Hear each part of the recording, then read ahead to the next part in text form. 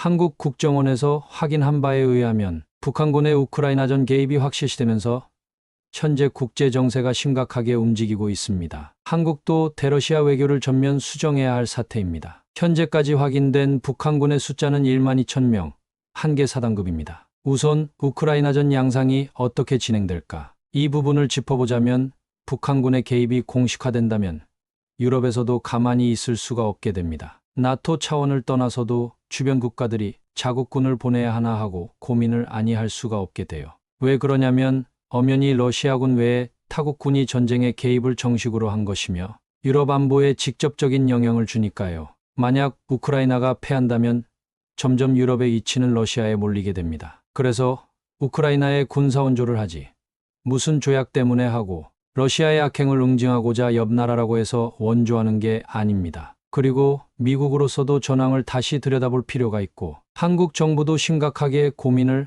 아니할 수 없는 그런 상황입니다. 그것은 천천히 말씀드리기로 하고 현재 우크라이나 전선에서 러시아군이 얼마나 손실을 보고 있나 이것을 한번 짚어보기로 하겠습니다. 우크라이나군 총참모본부가 개전 이후 지난 13일까지 러시아군 전투 손실이 장병 34만 1,500명으로 집계됐다고 발표를 했습니다. 그런데 이 숫자를 100% 믿을 수는 없지만 영국 정보부나 미국에서 집계하는 내용과 비교할 때 큰 차이가 안 나요. 미국 쪽에서는 러시아군 전사 30만 명, 우크라이나군은 전사는 20만 명으로 봅니다. 그 외에도 유럽의 각국에서 이 집계를 하는 걸 보면 큰 차이가 안 납니다. 왜 러시아군이 많이 전사했을까 의문을 가질 수 있어요. 공격군이 아무래도 전사자가 더 나옵니다. 특히나 러시아군의 전투 방식이 2차 대전 때의 그야말로 인해전술 방식입니다. 마구잡이로 돌격 앞으로 밀고 나가는 거예요. 어쩌면 인명에 대한 존중의식이 없어서 그런 듯합니다. 그럼 미군은 전쟁은 어떻게 합니까?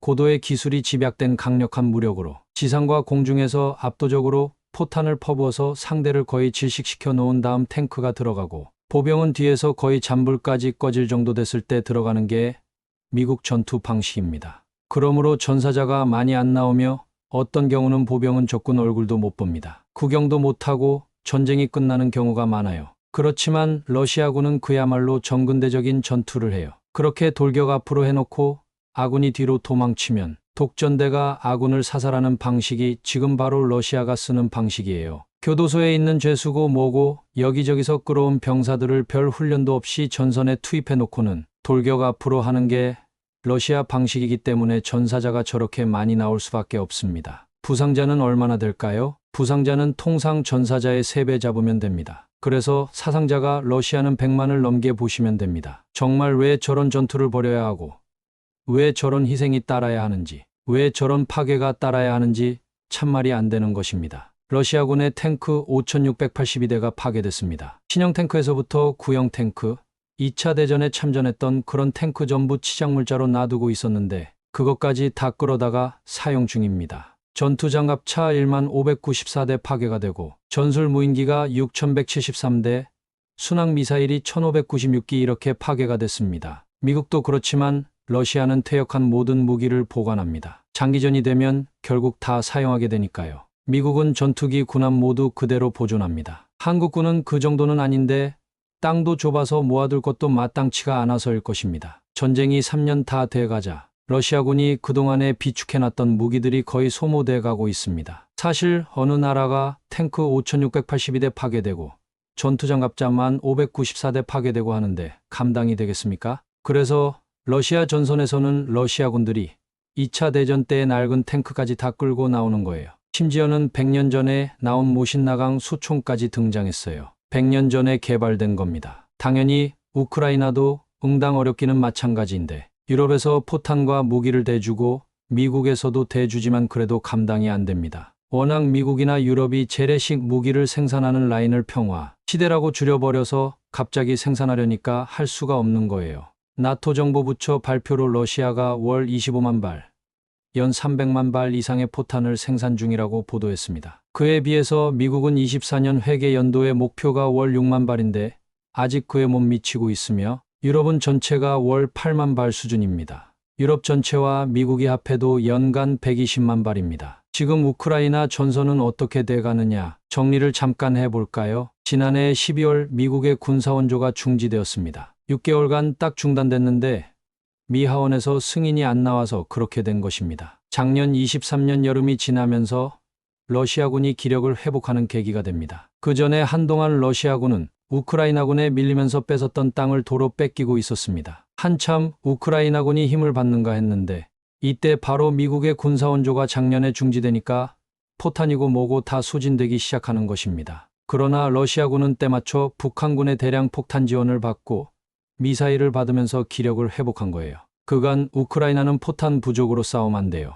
유럽에서 주는 건 있지만 그것 가지고는 어림도 없었거든요. 현재로만 본다면 러시아군이 각 전선에서 약간 우세한 상태입니다. 그러나 미국 군사원조가 정식으로 전개되고 포탄들이 공급되므로 곧 팽팽한 상태로 유지될 것입니다. 그렇지만 북한군이 참전하지 않습니까? 각 전선에서 힘을 보태주는 사이에 러시아군은 더 기력을 회복할 수 있습니다. 북한에서 지금까지 포탄을 거의 300만 발 이상을 공급했다고 합니다. 게임 체인저가 바로 북한 포탄이 된 거예요. 물론 북한 포탄은 관리 부실로 쏘기도 전에 터지기도 하고 날아가는 포탄 반수가 목표에 도달 못하기도 하지만 숫자가 많다 보니까 효과가 나옵니다. 북한 미사일도 멋대로 엉뚱한 곳으로 날아가기도 합니다. 그래도 쏘는 맛이 있습니다. 그렇다면 한국이 본격적으로 포탄 공급하고 무기 공급을 한다면 전선이 달라질까? 보안상 상세하게 알려지지는 않았지만 한국의 155mm 포탄만 연간 20만 발 생산한다고 알려졌습니다. 풀 가동하면 그보다는 많겠지요. 그러나 지금 한국은 몸을 사리고 있습니다. 왜냐하면 한국도 유사시에 전쟁 터지면 엄청난 물량이 필요하며 한국으로서는 우크라이나보다 러시아가 바로 가까이 있는 나라입니다. 러시아가 북한하고 어느 선만 유지해준다면 적극적으로 개입하고 싶지 않는 게 한국 정부의 마음일 것입니다. 정혜선의 입장에서 우리가 우크라이나를 도와야 한다고 하지만 실제 한국이 처한 지정학적인 입장을 보면 그렇게는 할 수가 없는 위치입니다. 그렇지만 한국도 유사시에는 외국의 도움이 필요하지 않겠어요. 미국, 일본, 대만, 호주, 그리고 유럽 서방 모든 국가의 도움을 받을 수밖에 없습니다. 그렇게 되면 북한, 러시아는 혈맹으로 같이 전선의 모습을 보일 것은 불을 보듯 뻔하고 중국도 그 편에 서지 한국 편에 안 섭니다. 그러면 이란도 북한 편에 설 수밖에 없어요. 한국의 전쟁은 한국만의 전쟁이 될 수가 없어요. 그래서 여기 우크라이나에 정도껏 개입할 수밖에 없습니다. 러시아도 불가피하게 적이 된 것입니다. 북한과 전시 원조 조약까지 얼마 전에 맺고 북한군이 파병된 것 아닌가요? 한국이 동구 유럽 국가에 무기를 수출하고 있지 않습니까? 그런데 포탄이고 무기가 형편없이 모자라지만 프랑스 같은 나라는 유럽 국가는 유럽 국가에서 무기를 사야 한다고 주장하면서 한국 무기 도입을 막고 있습니다. 발등에 불이 떨어져서 급한데도 자기 나라 무기를 우선 팔려는 이기심이 발동한 것입니다. 그런 걸 보면 유럽 일은 유럽에 맡겨두자 하고 싶지만 어쩌겠는가요? 이해하고 넘어가야겠지요.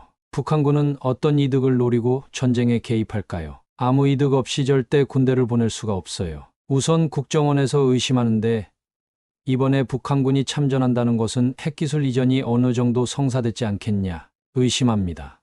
지금 북한이 해결 못하는 우주에서 미사일 재도입, 기술 등 몇 가지 해결을 확실하게 못하는 것을 이번에 기술 제공을 했지 않을까 하고 의심하는 중입니다. 다른 이익으로는 북한은 국제 제재를 피해서 러시아로부터 생활 필수품을 얻습니다. 그리고 전선의 러시아 병사 월급이 400만 원 선이므로 북한군은 1인당 그보다 더 받을 것입니다. 곧 김정은 호주머니가 두둑해집니다. 또 북한의 낡은 무기와 포탄을 다 써버리고 새로운 무기와 포탄을 생산할 수가 있게 될 겁니다. 그리고 실제 전쟁에서 북한산 무기를 사용해보고 질적인 향상하게 되며 병사들의 실전 경험을 쌓게 하는 좋은 기회로 삼을 것입니다. 돌려가면서 참전시키면 100만 명이 실전 경험 쌓는 게 쉽습니다. 이건 한국에도 엄청난 위협이 되는 것입니다. 미 대통령의 트럼프가 당선되면 최소한 개입을 줄이며 협상하여 현전선에서 휴전하게 할 것으로 보이며 양쪽에서 한쪽이 거부한다면 내버려 두거나 유럽에 떠넘겨 버릴 가능성이 농후해서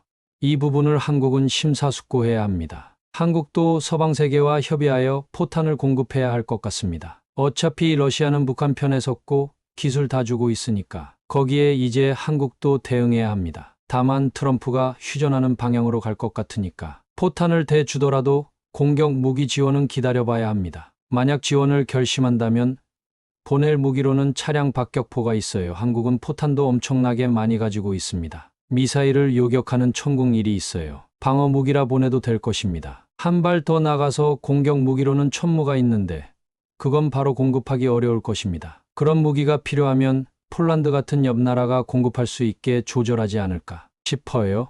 참고로 말씀드립니다. 러시아에 무기를 대는 나라는 북한 외에도 이란이 있습니다. 이란 무기 사헤드 136은 비행거리 2,500km, 폭탄 적재량 500kg, 값 20만에서 3만 달러, 값도 싸고 장거리 공격에 최적화되었습니다. 파스 360 미사일, 사거리 120km, 차량 탑재하며 발사탄 250kg, 소형이면서 포처럼 발사합니다. 가성비가 좋습니다. 미사일이라도 포처럼 쏘는 것으로 포탄으로 치면 매우 멀리 날아가고 가격도 쌉니다. 그 외에 중국은 직접 무기는 공급하지 않지만 러시아산 석유를 사주고 드론 부품이나 반도체 등 간접적인 지원을 하는 것으로 보입니다. 감사합니다.